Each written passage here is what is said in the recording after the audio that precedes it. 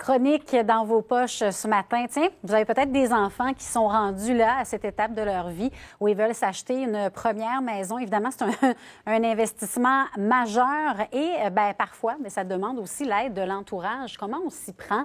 On en discute à l'instant avec Fabien Major, chroniqueur financier au Journal de Montréal et associé principal Major Gestion Privée. Bonjour. Bon matin. Donc, à quoi est-ce qu'on doit penser d'abord et avant tout quand on est un jeune qui veut s'acheter, un jeune adulte qui veut s'acheter une maison, mais également en tant que parent de ce jeune adulte-là? Pour le jeune qui veut acheter sa maison, c'est la mise de fonds. C'est d'accumuler une mise de fonds suffisante. Les règles hypothécaires sont sur le point de changer. Ce sera plus difficile que jamais d'acquérir sa première maison à partir du 1er janvier ou de toute façon même renouveler son hypothèque. Pour le parent, on veut le bien pour nos enfants, nos petits-enfants, tout ça. Alors, je pense que éduquer, renseigner, évaluer, ce sont les 3 mots-clés. Il faut absolument bien calculer tous les tenants aboutissants de son projet. Et là-dessus, il faut regarder les quartiers, il faut regarder les taxes, il faut regarder les coûts. Mais ce qu'on sous-estime très souvent dans l'achat d'une première maison, c'est que c'est beaucoup plus cher que d'être locataire. C'est 60 plus cher. Il y a toutes sortes de tankayettes, il y a toutes sortes de réparations, les taxes, le chauffage, l'électricité. Il faut être prêt aux imprévus aussi. Oui, il faut être prêt aux imprévus, mais il y a des dépenses aussi qu'on ne pense pas, comme des clôtures, etc. C'est des choses que finalement, on ne profite pas, ça n'augmente pas le confort. Mais il y a énormément de dépenses comme ça quand on est nouvellement propriétaire. Mais pour le parent, je pense qu'au-delà de l'argent, c'est du temps qu'il faut donner à ces jeunes adultes. Il faut leur accorder du temps et peut-être les diriger vers des ressources objectives et indépendantes.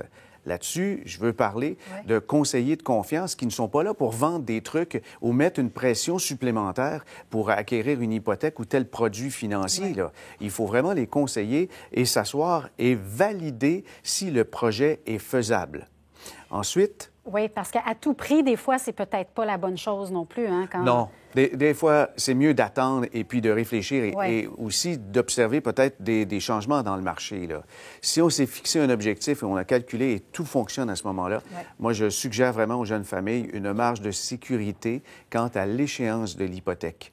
Les statistiques sur les séparations convergent toutes vers une même donnée. Les nouveaux ménages durent 2 à 3 ans après l'acquisition d'une propriété. Oh! Alors, ne prenez donc pas des hypothèques sur 5 ans. Laissez-vous quelque chose, quand même une marge de manœuvre. Parce qu'il y a des pénalités, là. Les pénalités sont importantes. On peut parler de dizaines de milliers de dollars lorsqu'on rompt son contrat hypothécaire avant l'échéance.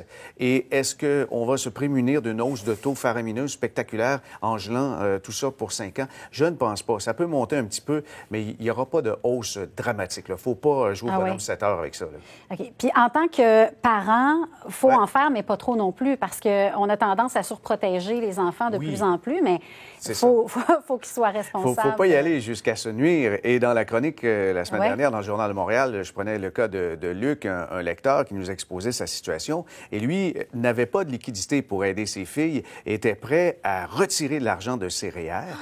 Hypothéquer sa propre retraite, là. Oui, hypothéquer sa propre retraite avec une pénalité de 40 On sort pour avoir, je ne sais pas, 50 000 pour donner une mise de fonds à ses enfants, à ses 2 filles, chacune 25 000. Mais ça peut lui coûter presque 90 000 faire ça, là. OK. Donc, ce qui n'est pas une bonne idée. Il faut aussi penser à nous. C'est donner des trucs pour faire de l'accumulation et aussi donner du temps, accorder du temps à ses enfants pour bien planifier le projet d'acquérir sa première maison avec tous les pièges. Et puis, le secteur, très, très, très important. D'aller dans les secteurs à la mode, dans les secteurs qui, je vous dirais, qui sont un peu plus matures. C'est le rêve de tous les jeunes, mais il faut avoir les moyens. On ne peut pas improviser un achat ou y aller sur impulsivité en disant que c'est maintenant ou jamais parce que les prix n'arrêtent pas de monter. Il y aura toujours de belles occasions. Il faut être conscient que c'est l'investissement le plus important de notre vie aussi, là, quand on va en une résidence. Et parfois, c'est une des plus grandes dépenses de notre existence qui se rentabilise difficilement.